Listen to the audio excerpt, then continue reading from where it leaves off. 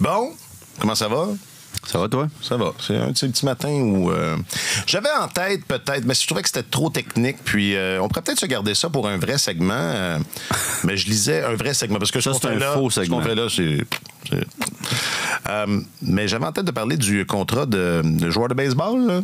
Comment il s'appelle? Ohtani. Oui, lui, là. Celui qui est bon pour lancer la balle et pour la frapper. Oui. Parce que je lisais aujourd'hui que, genre, il va être payé comme en 2040. Il sera pas payé. Il va être payé comme 2 millions par année, puis ensuite de ça, puis il reporte à plus tard. 68 millions par saison va être reporté à plus tard. Ouais. Fait qu'il va être payé 68 millions annuellement. Non, il va être payé son salaire est de 70 millions. Oui, annuellement. Annuellement. Pour 10 ans, il va toucher 2 millions de dollars par saison. Et il y a 68 millions qui sont reportés. Oui, c'est ça. 68 millions qui sont reportés à plus tard. Donc, il va toucher 20 millions sur les 10 premières années. Puis la balance, donc 680. C'est une manœuvre pour empêcher les Dodgers de payer... une taxe de luxe qui les pénaliserait et qui les empêcherait d'aller chercher d'autres bons joueurs. Puis là, il va recevoir dans son compte de banque 2 millions par année. Oh. On te pose une colle. En même temps, ça nous intéresse pas tant. Non. Plus que, est-ce qu'on pourrait faire ça dans la Ligue nationale de hockey? Est-ce qu'il y a là peut-être un fameux... Mais les règles de la convention collective, je pense, empêchent ce cadre financier-là. D'abord, ça m'intéresse. Il y a une règle dans la convention collective qui englobe à peu près toutes les possibilités possibles. C'est non. La clause dit il n'y aura pas de contournement du plafond salarial. C'est ça. Alors, tu peux interpréter ça comme tu veux. D'ailleurs, je sais pas ce que tu fais pendant tes vacances de Noël, mais ça serait bien que tu prends le CBA, le contrat de travail, tu t'assois au bord du feu avec madame. Oui, ça va l'intéresser. Lecture comme ça. T'as fait ça, toi? Moi, j'ai déjà fait ça. Ouais, j'ai tout oublié. C'est ça. C'est ça qui arrive. C'est une lecture qu'il faut que tu reprennes. Non, mais j'avais de la difficulté parce que moi, il me semble, puis là, il y a là un trait de ma personnalité, mais non, donne-moi l'argent tout de suite. Tu sais, comme dans 10 ans, je sais pas, dans 10 ans. Toi, ça t'aurait pris un bon conseiller financier. Mais quand ça arrive, ça, dans le baseball majeur, les équipes doivent déposer l'argent qui est dû pour plus tard dans un compte en fidéicommis. Donc, c'est vraiment. Mais j'espère. C'est vraiment le joueur est protégé. Je sais pas comment dire, c'est pas finalement, on n'a plus l'argent pour se payer. Exactement. On a fait des mauvais placements. Oui, c'est parce que là, on a tout investi dans le Bitcoin. C'est parce que là, il y a 10 ans, le monde regardait ça, le baseball, mais là, comme en 2030. Non, moi, c'est pas ça qui m'inquiète plus que, comment dire... donnez-moi l'argent, là, je vais la dépenser là. Le dépenser, oui. Là, non, c'est là. Mais comme Ohtani touche déjà comme 45-50 millions de dollars par année en commanditaire. En revenus, c'est ça. On sait jamais. Mais as-tu lu la chronique de Martin à propos de Shohei? Je sais plus, là, je le lis tellement souvent. Ben oui. Non, je pense pas. Moi, quand c'est pas du hockey, ouais, c'est ça, je me disais. Comme là, il a écrit sur la Coupe du Monde. Là, c'était bien intéressant. C'était bien intéressant. Puis après ça, je posais des questions à Martin sur la galerie de presse. Penses-tu qu'on va commencer à avoir un peu plus de joueurs de baseball être en mesure de faire les deux, de lancer, de frapper et tout? Parce que, dans le fond, c'est pas il est sorti des sentiers, c'est parce qu'il a décidé de sortir des sentiers battus qu'il est arrivé à ce niveau-là, mais il y aurait peut-être d'autres athlètes qui auraient pu suivre ce chemin-là. Tu sais, est-ce que Carey Price aurait pu compter 40 buts par saison? Dans le fond, c'est un peu ça la question qu'on pose. Ça te parle, hein? À quand un gardien récipiendaire du trophée Maurice Richard? Exactement. À quand? Ça, c'est bon. Dans une rotation à 3 gardiens, peut-être. Parce que Carey avait toute une shot. C'est un bon joueur d'avant, Carey Price. Oui. Martin Brodeur aussi. Mais ça, dans une rotation à 3 gardiens, est-ce que la convention collective empêche ça? Jake, un soir, il complète le 4e trio. Puis pas sûr que ce soit précisé, ça.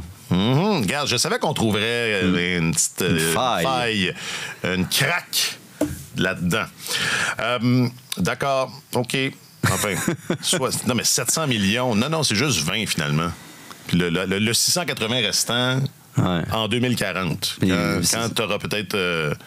je sais pas, t'auras pu... Je sais pas. C'est quand même sécurisant, tu dis. Ah oui. Je vais finir pour la retraite, quand je vais finir de jouer, il va me rester 680 millions à encaisser. Ses enfants aussi ils vont être corrects. C'est un jeune homme, il était peut-être pas...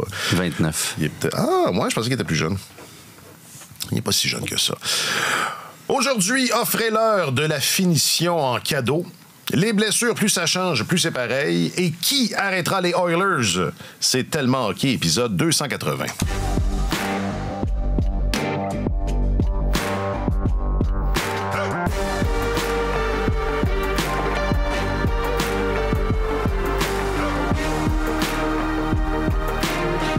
Votre chroniqueur principal au service des sports, M. Martin Leclerc. Salut, Martin. Bonjour, messieurs. Et l'un de nos deux journalistes affectés aux affaires du Canadien et de la LNH, M. Alexandre Gascon. Salut, Alex. Salutations. Il est tellement croquant avec son kangourou de la soirée. Ça faisait longtemps que je ne l'avais pas sorti. Oui. T'es tellement corporate. Mais on a plus ça, la soirée du hockey. C'est vrai. Est-ce que ça compte? Je pense pas. Pas de point. C'est de la nostalgie. Je m'appelle Alexandre Coupal. Non, mais des fois, on force des jeux, puis il n'y a rien. Même des fois en sortie de zone, tu sais, moi, du top des cercles de notre zone jusqu'à la ligne bleue, c'est un endroit qui est dangereux, ça, tu sais, pour commencer l'offensive de l'autre équipe au lieu d'aller shin puck dans leur zone, puis là, sortir la puck de là avec possession, tu sais, fait que c'est de comprendre la différence un petit peu, puis des fois, mais on force des jeux, on veut bien faire. Mais c'est comprendre où c'est qu'on est dans le match. Tu sais, si on perd par 2, là, des fois, ça me dérange pas que tu prennes plus de risques. Mais tu sais, quand le match, là, il est tête, puis on est de bonne heure, mais non, c'est même juste 1-0, tu sais, c'est de pas prendre risque quand il n'y a rien de l'autre côté. Surtout, c'est quoi le score de la game, puis où est-ce qu'on est, puis ça fait 2-3 chiffres qu'on est pogné dans notre zone. C'est le temps de simplifier à ce moment-là. Martin Saint-Louis, qui ne perd rien de sa verve quand vient le temps d'expliquer en détail ce qui ne fonctionne pas. Je pense que la question est en lien avec les nombreux revirements. Non, c'était parce que Saint-Louis a dit têtu ou stubborn quelques fois, puis Simon Lévy lui a demandé qu'est-ce que tu veux dire par là. Ah, d'accord. Il a répondu. Mais ça s'applique certainement à ça, parce que ça arrive souvent que le Canadien perd la rondelle dans une zone dangereuse que Saint-Louis décrivait. Puis voilà, match après match, c'est comme ça. Oui, bien là, dimanche, c'était pas la plus grande prestation du Canadien, là, on va se le dire. Et puis je sais pas si je disais quelqu'un en particulier, je pense que c'était plus un commentaire général, mais sur un des buts des Preds, Slavkovski perd la rondelle plus ou moins à cet endroit-là. Du haut des cercles dans sa zone, puis là, ça se met à bourdonner un peu, puis finalement, ça mène, je pense, au but gagnant, là, au deuxième. Alors, est-ce qu'il y avait ça en tête? C'est possible. Il y a eu pas mal de revirements, mais tu sais, le problème du Canadien, c'en est essentiellement un de talent. On en a parlé quelques fois. Ah oui! C'est une attaque qui a beaucoup de difficultés. Déjà, ils sont 28e dans la Ligue, où ils l'étaient lundi matin. Je n'ai pas vérifié ce matin, mais on est dans ces eaux-là. Et les défenseurs ont marqué 21 buts. Okay? Et ça, c'est bon pour le deuxième rang dans la Ligue nationale, derrière l'Avalanche du Colorado qui en avait marqué 22. Donc, la contribution offensive de la brigade défensive, qui est pourtant pas reconnu comme étant une force de la nature. Là. C'est pas comme l'Avalanche là, dont tout le monde parle. Mais, par exemple, ou les Canucks. Mais quand même, il y a des joueurs qui sont capables d'appuyer l'attaque. Matheson, Barron ont beaucoup de buts et tout. Mais quand même, ils sont deuxièmes. Ce ne sont pas des monstres sacrés. Non, c'est ça. Il n'y a pas de prétendant. Il n'y a pas d'Eric Carlson. Pour l'instant. Oui, c'est ça. Parce que... Sait-on jamais. On ne sait pas. Mais ça met d'autant plus en relief... l'inertie des attaquants du Canadien. Là, Brendan Gallagher, malgré tous ses beaux efforts dimanche, 10 tirs cadrés, c'était la première fois que ça lui arrivait dans sa carrière. Il était de tous les combats, vraiment, aucun but à ses 14 derniers matchs. Christian Dvorak, je sais bien qu'on n'en attend pas nécessairement tant que ça de lui, mais aucun en 16. Je veux dire, à un moment donné, les joueurs de la Ligue nationale, il faut que tu comptes des buts. Evans a marqué son premier but après avoir été blanchi pendant 26 rencontres. Anderson, on le sait. Tanner Pearson, ça marquait pas, mais bon, il est blessé. Slavkovski, malgré ses beaux élans, Et, 2 buts depuis le début. 2 buts, puis il n'en a pas marqué à ses 10 derniers matchs. Et Cole. Voilà, ce qui nous mène à Cole. Ce qui nous mène à Cole, qui a 3 buts à ses 21 derniers matchs, qui présentement est sur un rythme d'une saison de 20 buts, bien en deçà de ses 2 dernières campagnes. L'an passé, 26 en 46, mais l'autre d'avant, 23 en 68 quand même. Là, il s'approchait d'un rythme de 30 aussi, après un début de saison catastrophique. Ouais. Donc, il est bien, bien loin des standards qu'il a lui-même établis depuis que Martin Saint-Louis a pris les commandes de cette équipe-là. Là. On parle beaucoup de Cole Caulfield sur la passerelle, Alex et moi, depuis quelques matchs. On se demande, beaucoup de gens se demandent pourquoi il y a juste 7 buts marqués depuis le début de la saison. Puis à l'œil, quand on le regarde jouer, moi, je trouve qu'il joue de façon beaucoup plus périphérique. Il y a une zone privilégiée pour marquer des buts, pour battre un gardien de la Ligue nationale.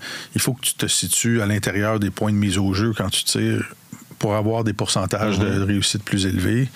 Et Caulfield réussissait au cours des dernières saisons à marquer en étant juste un petit peu à l'extérieur des points de mise au jeu parce qu'il y a un tir extrêmement précis et tout ça. Mais là, il tente beaucoup plus de jeux à encore plus faible pourcentage de réussite. Il joue plus encore en périphérie, à mon sens. Et c'est à l'œil que je dis ça, là, parce qu'il y a bien des chances, dans les chances de marquer que je comptabilise pour l'équipe, systématiquement, il y en a beaucoup. Là, il est dans les meneurs où il est le meneur de l'équipe, mais c'est toujours sur la fine ligne là, entre le faible pourcentage puis l'intérieur des points de mise au jeu. Puis j'ai lu un texte cette semaine, je me souviens plus où, je pense que c'était un collègue de la presse qui écrivait ça, qui disait, bon, Caulfield, 105 tirs depuis le début de la saison, il y a un taux de réussite de 6,7% seulement. Comment ça se fait? La saison dernière, c'était 16,5% de réussite, là, c'est 6,7%. Bien, si tu tires... si tes tirs proviennent d'endroits où tu as des plus faibles pourcentages de réussite, il y a de fortes chances que ton taux de réussite baisse. Et je regardais dans les statistiques avancées aussi, il y a juste 9 buts attendus depuis le début de la saison. Il en a marqué 7. C'est bon. Alors, il n'est pas loin des buts attendus, mais quand tu regardes quand tu compares avec les gars dans la Ligue nationale qui tirent aussi souvent au filet, ils sont tous à 12, 13, 11,8 buts attendus. Lui, il n'a pas réussi à battre. La plupart des bons marqueurs réussissent à battre le nombre de buts attendus. Alors, il y a 7 buts marqués par rapport à 9 buts attendus. Alors, je me demandais si la réponse à la question, c'est pourquoi il y a juste 7 buts à sa fiche, bien, c'est probablement qu'il est moins bien positionné pour tirer la rondelle. Et peut-être aussi qu'il y a un effet où les gardiens le connaissent. Ça, c'est sûr. On sait quand il est sur la patinoire d'où vont venir les tirs, etc. Peut-être qu'on se positionne mieux pour lui. Mais il va falloir qu'il trouve une solution à ça. Et on voit depuis quelques matchs qu'il y a de l'impatience dans son jeu. C'est un gars qui carbure à marquer des buts. Il valorise beaucoup ça dans son jeu. C'est son point fort. Et là, on voit parfois, souvent, de plus en plus souvent, le Canadien qui essaie de sortir de son territoire. Puis tu as Cole Caulfield qui est rendu à la ligne rouge. Déjà, la rondelle est encore dans le territoire du Canadien, puis il essaie de se sauver derrière les défenseurs. Il faisait ça quand il jouait à l'université. Il avait appris depuis son arrivée chez le Canadien à sortir de la zone en groupe dans des sorties de zone structurées. Mais là, on voit qu'il essaie de prendre des raccourcis pour essayer d'aller chercher des points. En tout cas, j'espère qu'il va réussir à se sortir de ça, mais à date, il y a beaucoup de jeux dans les 2 derniers matchs. La fameuse tentative de tirer lorsqu'on est près de la ligne des buts, là, puis qu'on essaie de passer ça par-dessus l'épaule. C'est un but qu'on voit une fois de temps en temps dans la Ligue nationale, avec un très faible pourcentage de chances de réussite. Il laissait souvent dans le même match. Là. Alors, il va falloir qu'il se positionne mieux s'il veut marquer des buts, à mon sens. Ah oui, c'est une belle analyse. Mais contre les Kings, c'est ça, il l'a tenté combien de fois, ce tir-là? Oui. 3, 4, 5 fois, certainement. Il y a aussi peut-être un peu de malchance, honnêtement, contre les Sabres. il aurait dû en marquer un si c'est pas deux, parce que là, il y a vraiment eu des chances de qualité, beaucoup plus près du filet. Le genre de but que normalement, son instinct faisait le travail. Là, quand il se retrouvait dans une position semblable, là, il y a un petit peu d'accumulation de j'arrive pas à marquer. Puis bon, c'est sûr qu'il y a de ça là-dedans. Mais il y a beaucoup de matchs où effectivement, il prend toujours ses tirs, il obtient toujours des chances ici et là. Sauf que c'est pas le Cole Caulfield du début de saison, même, je dirais, où qui n'arrivait pas autant à marquer, mais qui était vraiment très, très dangereux, ou celui de l'année dernière. Puis même si on regarde dans les statistiques avancées... Combien de buts à 5 contre 5? Il y en a 3.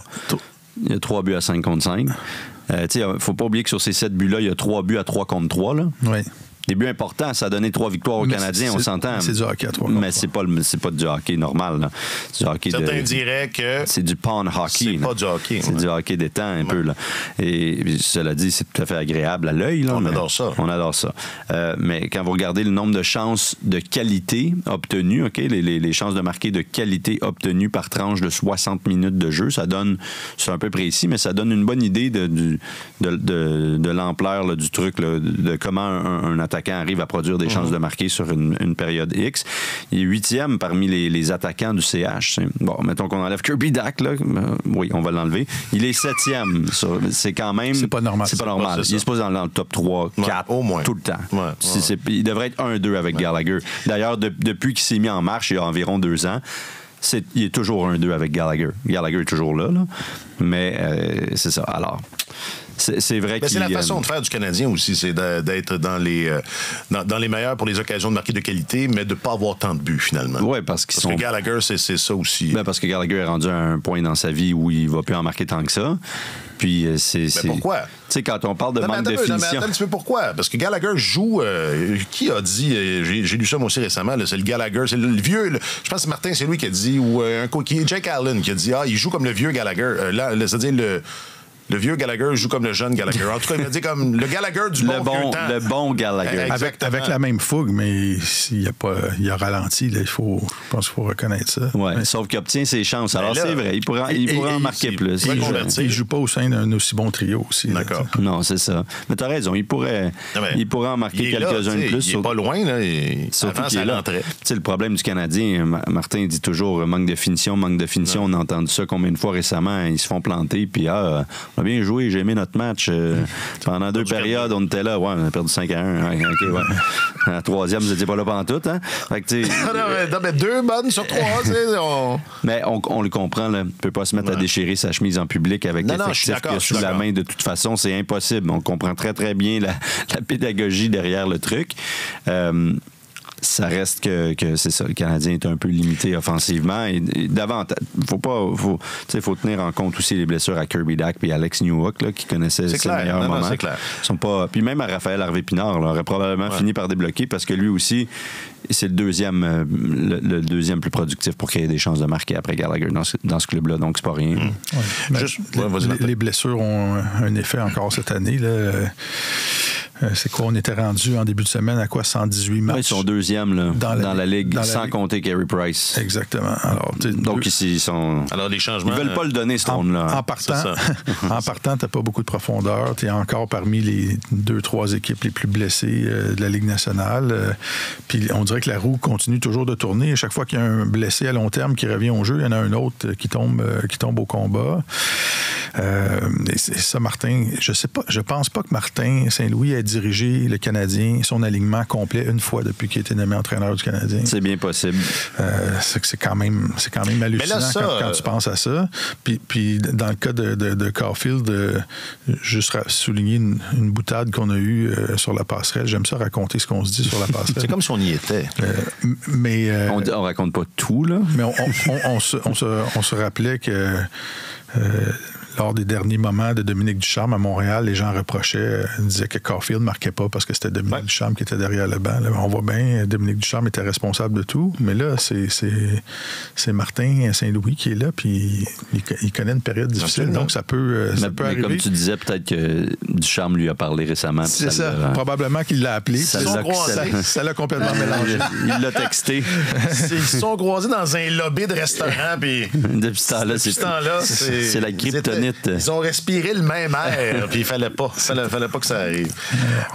OK, juste finir sur Caulfield, parce que je me rappelle avoir entendu parler ou entendu dire que, puis là, je veux absolument pas laisser entendre là, que c'est ce que Caulfield devrait faire ou que ça a rapport, là, mais je me rappelle avoir lu que Auston Matthews, depuis qu'il est dans la Ligue nationale, avait fait des ajustements à son tir. Là, c'est ça. C'est des ajustements. Alors, mon audio est bon, mais là, venez sur YouTube pour le petit geste bizarre de... L'ajustement. Non, Alex, tu déjà joué au hockey?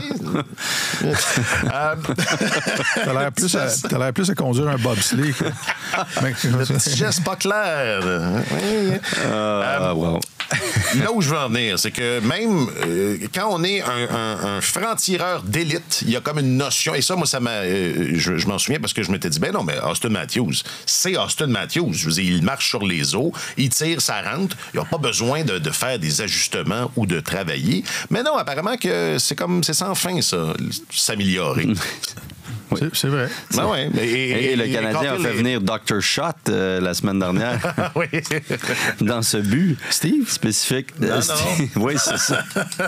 Steve Dr. Shot. Comment il s'appelle? Non, mais élabore parce que les gens... Greg...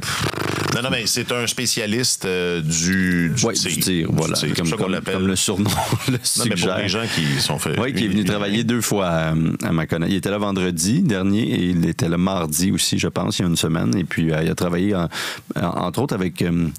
Caulfield n'était pas là-dedans. Il y avait Goulet, c'était qui ces 3? C'est ça, Caulfield et Anderson. Anderson, Goulet, puis un troisième larron, là, dont le nom m'échappe, en fait, dont le visage m'échappe. Ouais. Mais bref, oui, il était là, mais c'était plus pour dire qu'effectivement, l'amélioration, travailler sur son tir, c'est sans fin. Auston Matthews est copié, ou du moins, on tente de l'imiter à travers la Ligue nationale. Tu sais, Jonathan Drouin en avait beaucoup parlé dans le temps qu'il regardait ses vidéos constamment pour essayer de...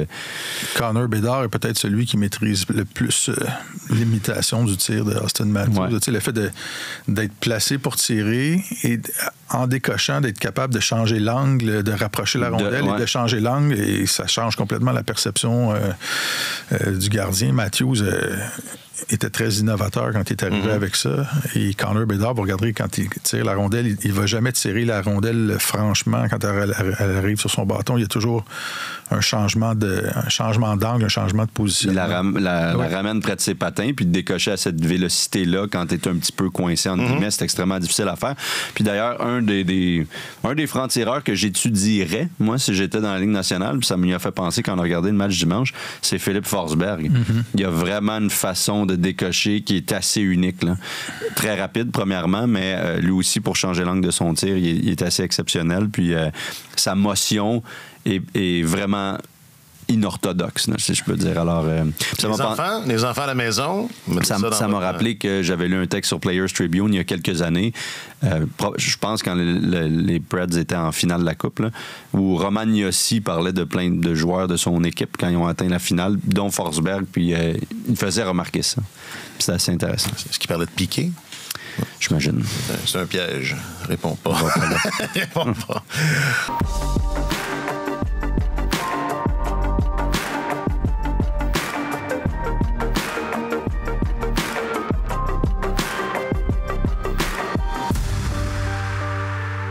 On prend juste 2 minutes pour emballer ces deux sujets-là sur le Canadien.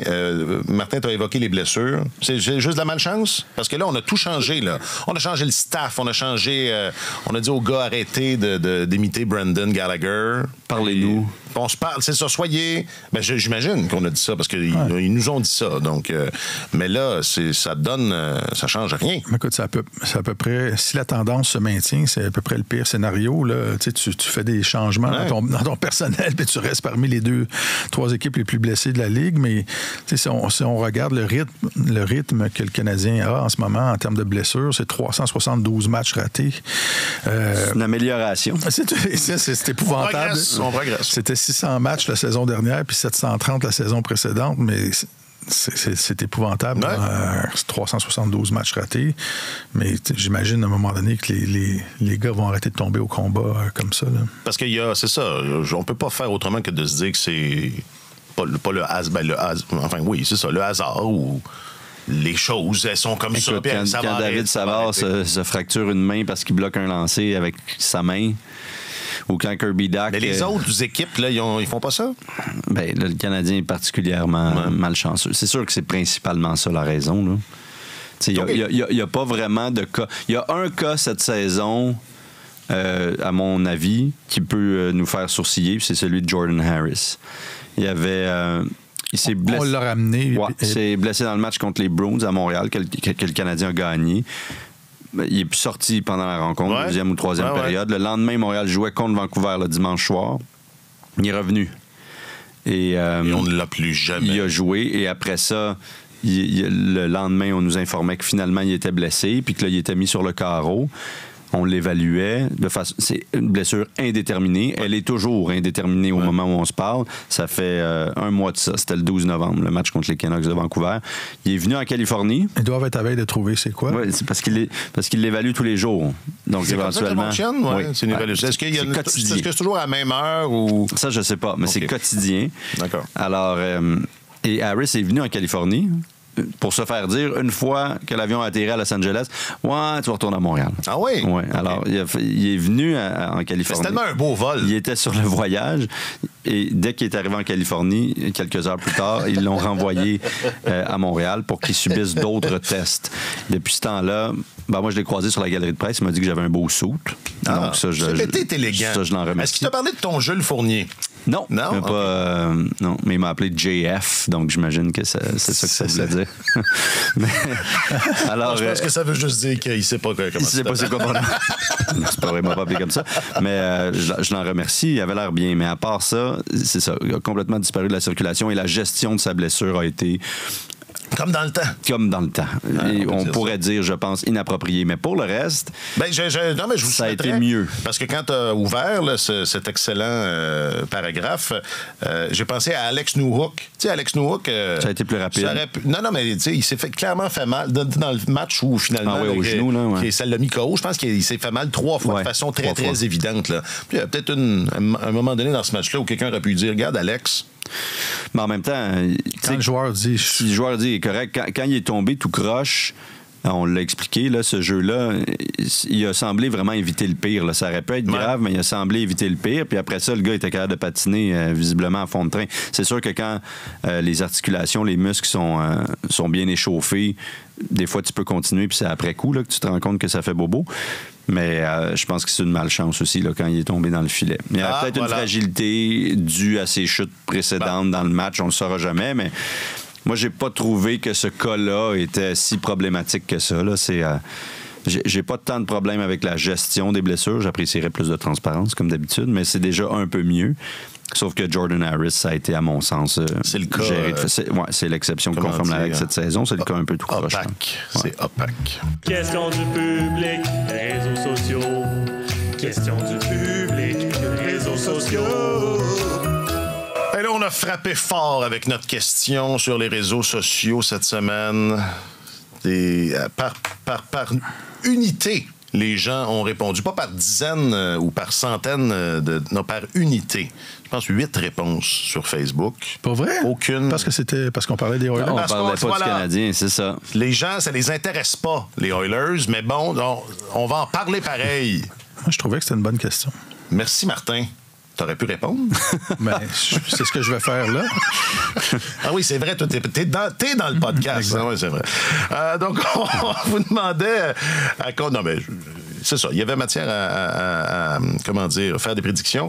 À combien s'arrêtera la séquence de victoires des Oilers qui sont jusqu'à maintenant, au moment d'enregistrer, mardi matin, 11 décembre? Quelle date? 12 décembre.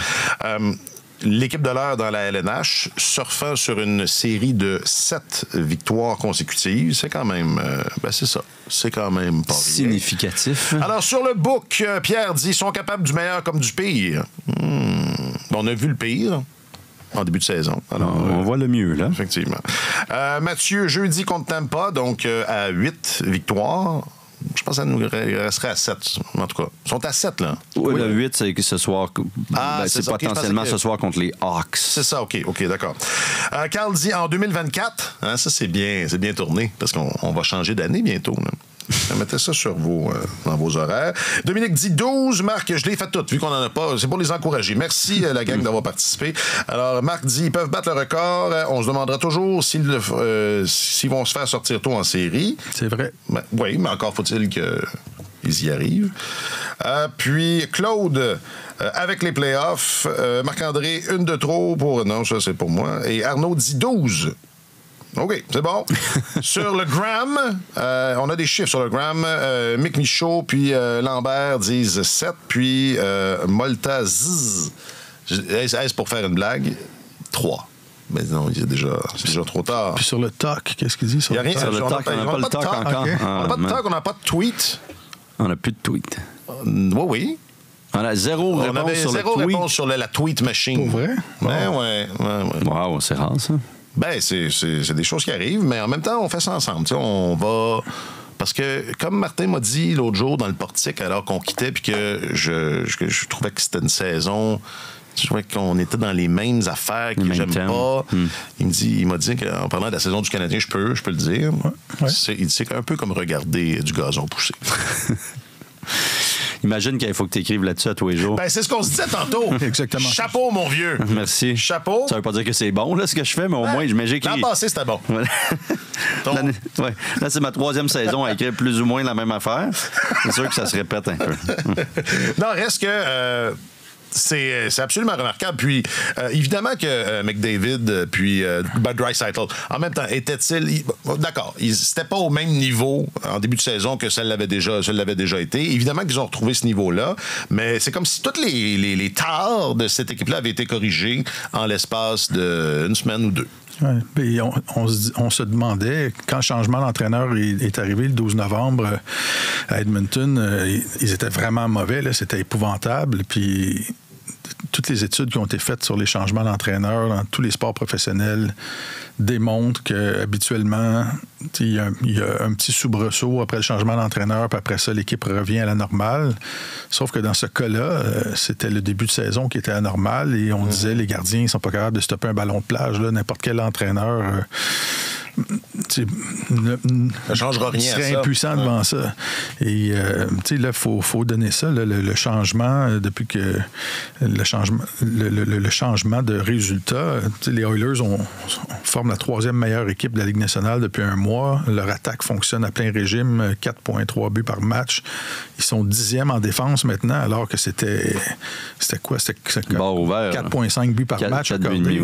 Et ce qui est un bon indicateur de la qualité de leur jeu défensif, leur désavantage numérique est à 91%, je pense, depuis un mois. C'est quand même... Ça, c'est bon. Écoute, Martin Saint-Louis rêve à ça. Oui. Et McDavid est redevenu McDavid, premier marqueur de la Ligue depuis un mois. Alors, il y a beaucoup de... Ils ont des arrêts. Beaucoup de bonnes choses, et ils ont des arrêts de la part de leurs gardiens. La magie. No block. Le magicien. Mais ça reste ça, le nerf de la guerre dans leur cas. Là. Puis Skinner s'est replacé. Donc, c'est vraiment... C'est ça la différence. Plus McDavid, plus c'est ça. Mm-hmm. Probablement... Mais comment ils ont pu être mauvais comme ça? C'est là que je m'en allais. Ils avaient démissionné. Il faut croire. C'est ça, je sais... T'sais, on se disait tous, comment peuvent-ils ne pas croire en Jay Woodcroft? T'sais? C'est l'entraîneur qui a connu le plus de succès dans l'histoire des Oilers d'Edmonton. C'est pas mesurer cette phrase-là. Son taux de points remportés, de points gagnés. Dépasse Glenn Sater. Oui, et le meilleur de l'histoire des Oilers. Et pas des coyotes, là. Il leur a permis de franchir 3 rondes de série en 2 ans, une demi-finale, un 2e tour. Ce qui n'était pas arrivé depuis Mathusalem. Exact. Puis, tu sais, qu'ils ont perdu de haute lutte, là, quand même, en 4, je pense, contre l'Avalanche en 2022, mais on sentait là, qu'il était peut-être pas mûr à ce point-là pour passer à travers l'Avalanche qui au contraire, cette équipe-là, elle, arrivait à son apogée.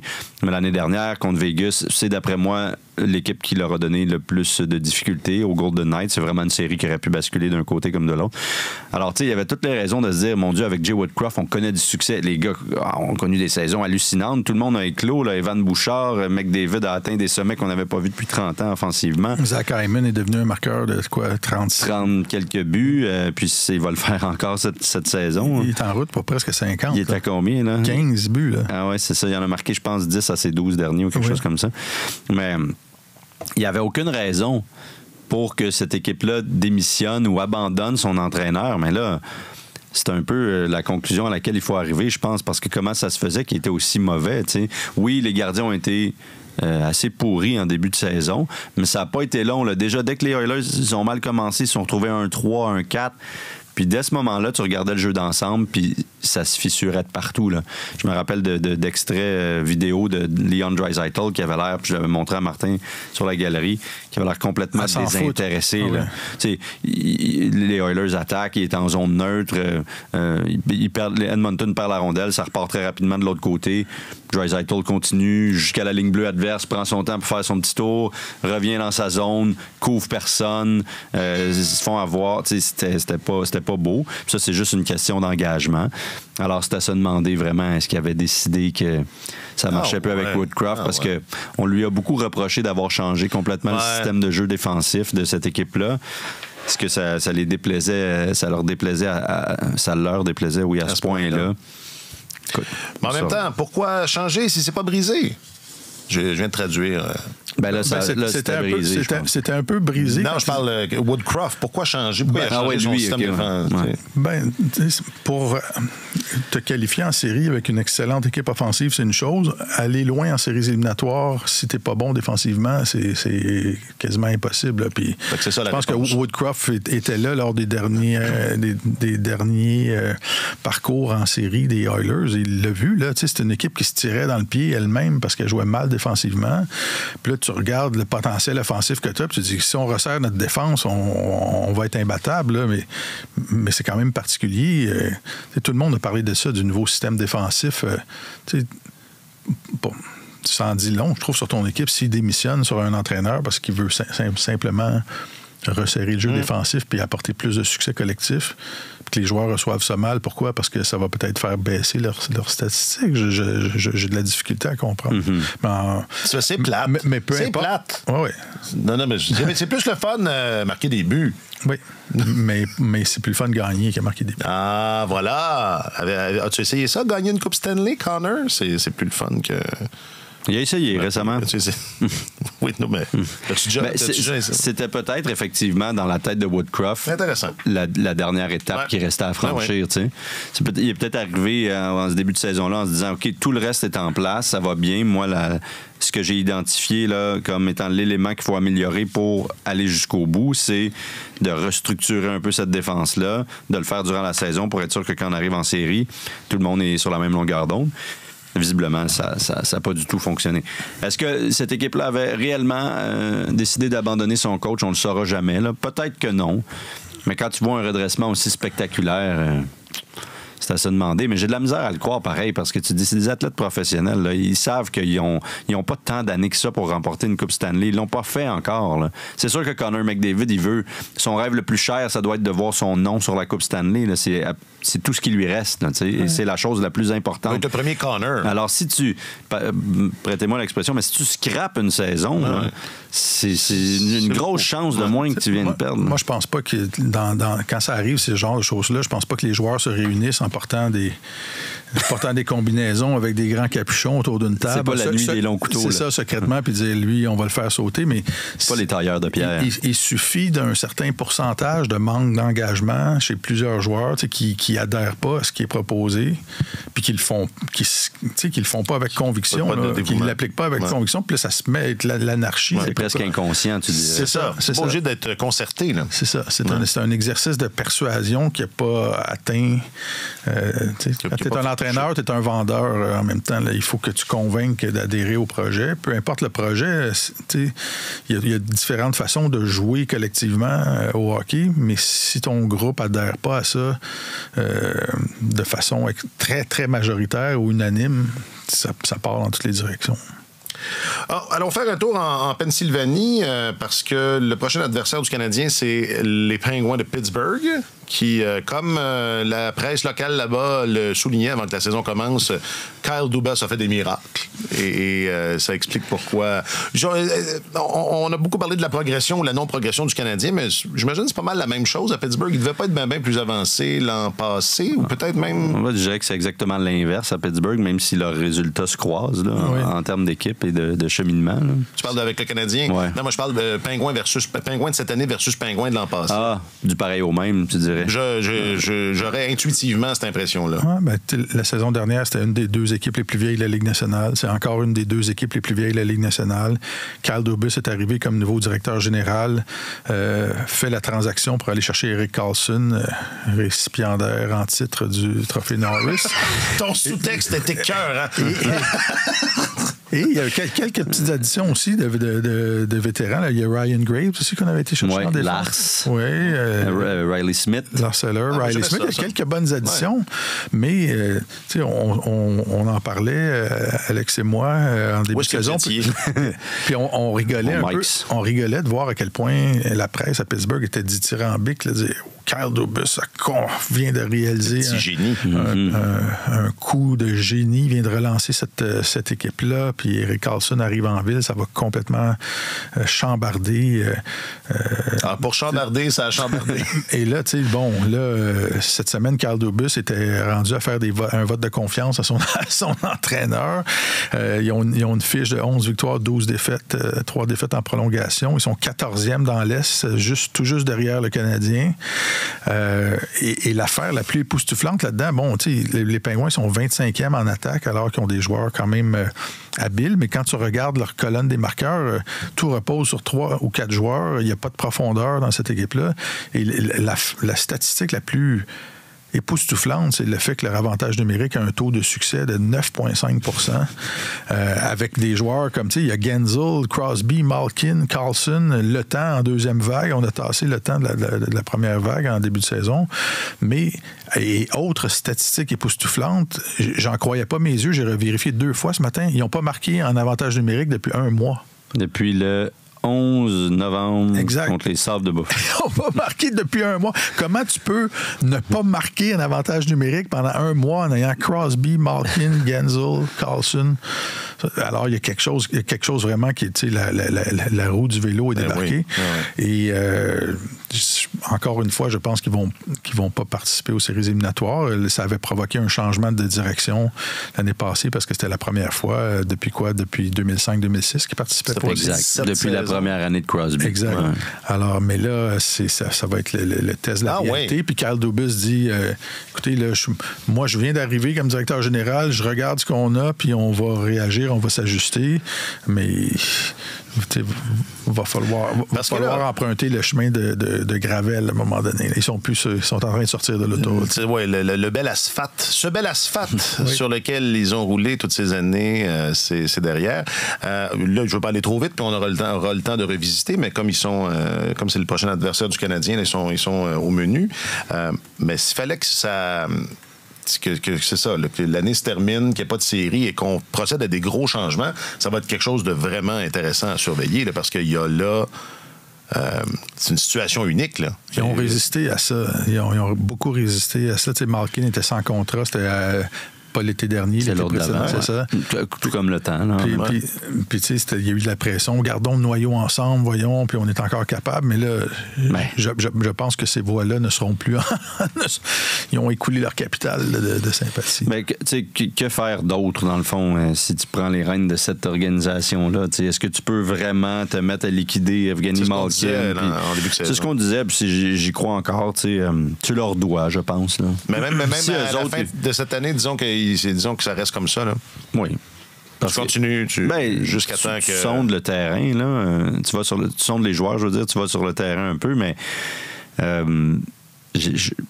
s'ils en expriment le souhait là, de demeurer ensemble puis de continuer à jouer à Pittsburgh, de terminer finir nos vieux jours dans le cave. Un peu de romance là-dedans quand même. Les gars, on sera pas bon, mais on sera pas bon être ensemble. On va être ensemble. On va être 30e.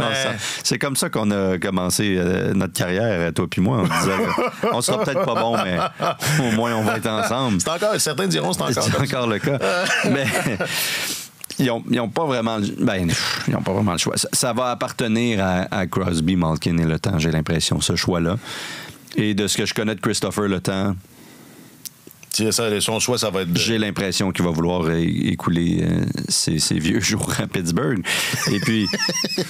les gars meurent pas, là. Non, c'est ça. Ils ont 40 ans. Non, mais tu sais, Crosby, il peut renégocier dès cet été. Il lui reste une autre saison. Après ça, il va sûrement prolonger de 2-3 ans, j'imagine. Peut-être 4, je sais pas. Sidney Crosby n'ira pas jouer ailleurs, là. On s'entend là-dessus, là. Je veux dire, je serais extrêmement étonné. Donc, Carl Dubas, ils vont lui demander de gérer la décroissance, j'ai l'impression. Là. À moins que ce soit... Mario n'est plus décisionnel. Non, je sais, mais il est encore dans l'entourage. Oui.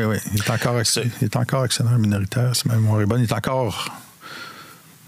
Il est actionnaire minoritaire, il y a une part. Là. Mais il y a encore une place. Il y a encore un... c'est Mario le mieux. C'est ça. Il y a une oreille. J'ose imaginer. Il peut trouver une oreille. Mais tu trouves une porte intéressante parce que le groupe de propriétaires, c'est Fenway Group ou Fenway... Ils ont déjà échangé Mookie Betts, eux autres, là.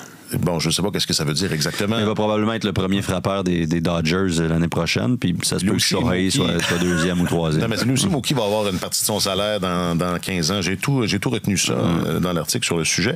Non, mais ce que je veux dire, c'est qu'ils ont... Fenway, c'est pas un propriétaire passif, là. Ils ont des façons de voir les choses. Oui. L'embauche de Kyle Dubas, c'est en lien avec ça. Ils ont une autres ont Liverpool aussi. Oui, c'est assez gros, puis ils sont dans le groupe là, qui aimerait racheter la PGA ou je sais pas trop. C'est ça leur business, là, le sport professionnel. Puis je pense qu'ils versent peut-être moins dans les sentiments. C'est ça, ils sont peut-être moins dans la business des états d'âme. Exactement. Puis comme dans le bon vieux temps. Puis, fait que non, c'est ça. Ça va être. Pour Malkin, je peux voir ça et tout, mais Crosby, j'ai bien l'impression que ça va se terminer à Pittsburgh. Là. On verra. Mais de toute façon, même s'il décidait d'appuyer sur ce bouton-là, ce serait pas simple. C'est Brian Rust qui avait une excellente saison avant de se blesser, le 10 buts 10 passes en 22 matchs. Il lui reste 5 années de contrat à 5,125. Il a 31 ans. Pas si facile à échanger que ça. Eric Carlson, malheureusement, sont prêts avec. Là. Même s'ils ont réussi à faire diminuer son salaire un peu, il lui reste 3 autres saisons à 10 millions. Lui, il va écouler ses vieux jours à Pittsburgh. Oui, c'est ça, pas par choix. Peut-être à Wilkes-Barre. Le Temps aussi va devenir... il est encore très, très bon, mais son contrat est long. Là. Il prend fin quand il a 41 ans. Même si on décide d'y aller pour cette opération-là, ce sera pas simple. Donc... Mais je trouve, si on compare à la façon dont l'usure du temps a frappé à Chicago, là, si on compare l'autre... Ça casse c'est l'autre modèle qu'on pourrait... L'autre quasi-dynastie qui était comparable et contemporaine à celle des Pingouins, ça a cassé tout d'un coup, eux autres. Là. Ils ont vu leur défenseur de premier plan tomber au combat, ne plus être capable de jouer. Jonathan Toews a été... il y a eu la COVID longue. Ils se sont comme fessiers les jambes rapidement, puis ils ne pouvaient pas réagir. Mais tu sais, Crosby, encore une grande valeur sur le marché. Ouais. Malkin aussi, Le Temps. Puis si tu réussis à les placer dans les bons contextes, dans une équipe où il y a du jeune talent, ça peut être des joueurs de complément ou des gars qui peuvent prolonger un niveau de performance élevé pendant une certaine période encore, alors qu'à Chicago, ça a vraiment... C'est arrivé d'un coup. Ça a vraiment été soudain, alors que là, il y a encore une valeur sur le marché. Ouais. Ce qu'ils ont presque en commun, c'est que depuis leur dernière coupe, là, ça se compare, là, celle des Hawks, c'est 2015, ils n'ont pas remporté une seule série éliminatoire. les Blackhawks. Autant les Blackhawks. Et les Pingouins, dernière coupe 2017, ils ont gagné un tour depuis ce temps-là. Mais ça commence à faire longtemps. Donc c'était l'année suivante. Ils ont gagné le premier tour. Depuis ce temps-là, plus rien. Donc, 4 éliminations d'affilée au premier tour pour les Pingouins. Alors, c'est vrai qu'ils ont maintenu un niveau de performance plus élevé. On continue à participer aux séries plus longtemps. Mais ils ont quand même. Mais au final, c'est ça. Au final, c'était pas le même niveau de résultat. Ça a coupé quand même sec.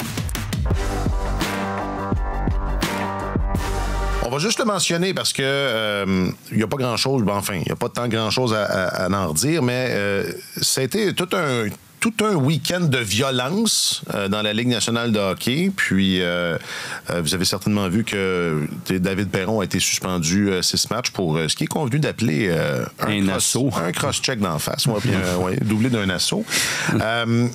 Puis c'est ce que je disais à Martin, puis je vais l'aborder sous cet angle-là. Alan Walsh, son agent, qui est toujours très visible sur Twitter, disait que ça n'avait pas d'allure, que Perron n'avait jamais été suspendu, puis qu'en comparaison avec les autres qui n'avaient eu rien, ça n'avait pas d'allure. Puis nous autres, on tournait ça à l'envers. Perron, c'est bien plate, là, mais en même temps, il s'est vengé, il a sauté dessus, puis il a donné un coup de bâton d'en face. Pas à la bonne personne, en plus. Ouais. Est-ce que ça, c'est atténuant ou c'est pire? Je pense que c'est aggravant un peu. Tu t'en prends à quelqu'un qui n'a rien à voir avec rien. Reste 6 matchs de suspension, c'est comme... ça devrait être de base. C'est une suspension très, très lourde selon les standards de la Ligue nationale. Et le reste le confirme parce qu'il n'y a personne qui a eu... Mais le problème, c'est ça. Branson, juste eu un match. C'est selon les standards de la Ligue nationale. Et voilà, il n'y a pas tant de grand-chose à en dire, mais je trouvais ça important de le mentionner. Ça continue d'être une ligue qui n'a aucune constance au niveau de l'application, de faire respecter ses règles. Puis ce concept-là de la sécurité des joueurs. C'est le département de l'insécurité des joueurs. C'est important de le dire. Carl Okposo, le capitaine des Sables, a souligné après le match du Canadien parce qu'il se plaignait un peu, entre guillemets, du fait que Eric Robinson avait été puni pour sa mise en échec sur Justin Barron. Et il prenait en point de comparaison ce qui est arrivé la veille, vendredi soir, dans le match entre le Wild et les Oilers, où Evander Kane a rentré Jonas Brodin dans la bande. Là, c'était vraiment un beau boarding, comme on dit. Et il n'y a rien eu du tout. Et puis Ryan Hartman n'était pas content. Puis il y a eu un petit peu de chicane, blablabla. Puis c'est Hartman qui a été puni, finalement, d'ailleurs. Mais pour pas avoir fait grand-chose. Alors, il dit, c'est quoi la différence entre ce que Robinson a fait puis ce que Evander Kane a fait? Il n'y en a pas, mon vieux. Excellent point. Le problème, c'est qu'Evander Kane aurait dû être puni. C'est pas la punition à ton partner qui est un problème, à ton coéquipier. C'est le fait qu'il n'y en ait pas dans le match d'avant. Exact. Alors, c'est vrai qu'en fin de semaine, ça a été une dure fin de semaine pour les hommes. C'est pas pour ça que... son point, c'était pas de dire que Kane aurait mérité une punition. Non, c'est ça, exactement. Il était fâché que son ami... C'est mon ami. Mais son nouvel ami qui arrive de Columbus, en plus. Moi, je trouve ça particulier de voir... Il semble y avoir vraiment une augmentation... je vais le formuler autrement, une diminution du respect entre les joueurs. On se gêne plus maintenant pour donner des doubles échecs en plein visage, vraiment des coups de bâton. Il y a une dizaine de jours, ou il y a 2 semaines, Jacob Trouba, c'était un élan de baseball sur la tête de Trent Frederic des Bruins. Moi, je pensais qu'il allait avoir une suspension de plusieurs matchs. Pour ça, il y a même ça a passé comme une lettre à la poste. Comme si rien n'était. J'écoutais d'autres balados anglophones et tout, là, à peine un mot, puis c'était pas il perdait pied. Puis là, moi, j'étais comme, je comparais ça avec le discours que nous, on avait tenu, j'en revenais pas. Il fallait qu'il soit en maîtrise de son bâton pour l'atteindre comme ça, pour donner un élan aussi violent que ça. C'était pas un accident. Et il y a une perte de contrôle des gens qui sont censés faire régner la discipline dans la Ligue, mais il y a vraiment une perte, une diminution du respect entre les joueurs. Et c'est... Mais je vais tenter quelque chose. Puis là, on est en fin d'épisode, mais c'est un cercle vicieux, ça aussi. Là. Quand il n'y a pas... Tu sais, des Perron, je ne veux pas le défendre, là, mais c'est une réponse. Je veux dire, quand il n'y a personne qui s'occupe de faire respecter les règlements, ça ouvre la porte à ce que tout le monde se fasse justice soi-même. Et à ce que ce respect-là, ça s'évapore. À un moment donné, ça devient... Il n'y a personne qui réfléchit. Là, on est juste dans une surenchère. C'est une des choses les plus intelligentes que tu as dites dans ce balado-là. Puis, ça a pris 280 épisodes. Mais on y est arrivé. On y est arrivé, Martin. Mais puis tu as raison. Puis Eric Goodbranson, j'ai l'impression que c'est ça. Parce que Nick Cousins l'avait planté. Il y a 2 minutes. Puis ça, c'est dimanche. Puis là, c'est ça, il y avait presque rien. Puis il était vraiment pas content, il était fâché. Puis lui, il a vu tout ce qui est arrivé depuis 2 jours, là, puis il se passe rien. Puis c'est le Far West et tout. Qu'est-ce qu'il a dit? Il a dit, ah ouais, ça marche de même? Parfait, je vais m'en occuper. Puis il a sauté dessus, puis ça justifie pas du tout son geste, mais ça l'explique un peu. On comprend davantage d'où ça vient, parce qu'il n'y a pas cette réputation-là, Goodbranson, d'être un joueur salaud qui perd les pédales puis qui va se faire justice lui-même de cette façon-là. Alors, je pense que c'est un exemple éloquent de ce que tu exprimais avec tout autant d'éloquence. C'est ça. Tu peux pas me laisser 2 secondes. C'était pour corroborer ton point. Ben oui, mais en même temps, ça rejaillit sur toi. Bon. C'est toujours toi. Depuis que tu as gagné le Jules Fournier, je suis fatigué, hein? Tu as changé. Non, il n'a pas changé. Merci, non. Martin, il est toujours chouchou. Il est toujours aussi bon. Toujours aussi fraîchier. C'est ça. T'es pas rentré avec tes verres fumés aujourd'hui. Tu les as oubliés dans ton char. Je les ai enlevés dans ma voiture. C'était intentionnel. Bon, les gars, soyez assurés que vous êtes en sécurité ici. Je veux le dire. Contrairement, c'est un endroit sécuritaire. Alexandre Gascon, tu es notre journaliste affecté aux affaires du Canadien et de la LNH.